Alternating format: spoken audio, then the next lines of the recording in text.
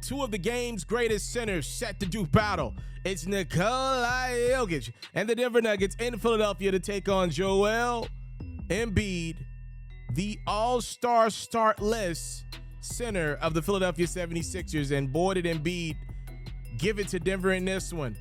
Embiid and Jokic exchanged buckets early, and then Embiid took this dance from there. A 13-point first quarter for Embiid, although his Sixers trailed by 9 after 1. Second quarter belonged to the Nuggets. Jamal Murray on the baseline fading away.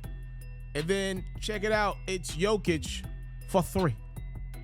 Michael Porter Jr. is like, if he's got the hot hand, maybe I got it too, going glass. And then Jamal Murray going and getting him a deuce the hard way. Look at Murray catch the rock underneath the rim somehow, some way for his team. Murray made a play. Nuggets up big at the half. Third quarter, Embiid says, this is my game. How about Harden, one of his 13 dimes inside to Embiid? Probably a good idea to give that man the basketball. Philly making a comeback, but they got to deal with MPJ, who goes and 1. And then back to the matchup amongst bigs is Embiid crossing up Jokic, blowing past him, and reversing at the rim. These dudes are too big to be able to move like the way they can. How about this dime from Jokic? Inside, he had 9 assists, 8 boards, and 24 points. Normally good enough, but in this one, not near good enough because Embiid was going off.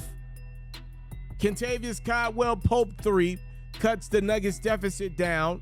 It's a 5-point game down the stretch, and then Embiid decides to put Jokic and the Nuggets away for good. A 47-point season-high 18-rebound night for Embiid, whose Sixers get a monster win over the Nuggets and improve to 32-16 on the season. It's their 7th straight win. 126-119 your final.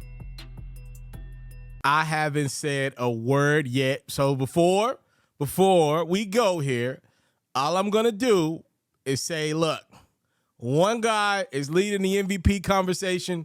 He had 24 points, 8-ish rebounds. Another guy is not leading the MVP conversation. As a matter of fact, not even an all-star at this current moment. He dropped 47 points, and he had double the amount of rebounds. And his team's won 7 games in a row.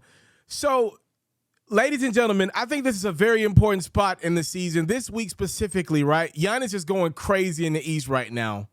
And out West, Jokic, the Denver Nuggets are obviously still the 1 seed out West.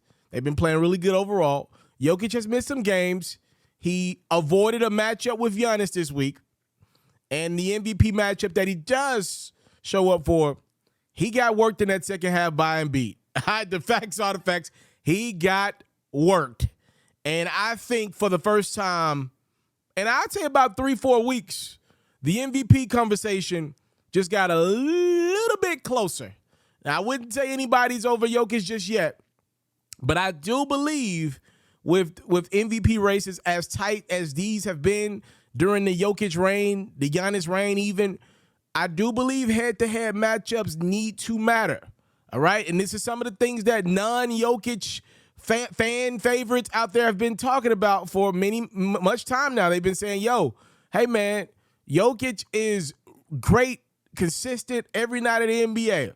But when we go head-to-head, when our guy goes head-to-head with their guy, our guy's coming out dominating these matchups head-to-head. That's what a lot of other fans of bigs have been saying for quite some time.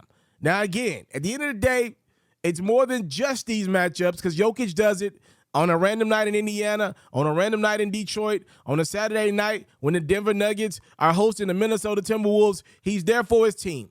And again, I'm not saying head-to-head matchups can be the only deciding factor in MVP races, but Embiid's balling out too, and Philly looks really good as well.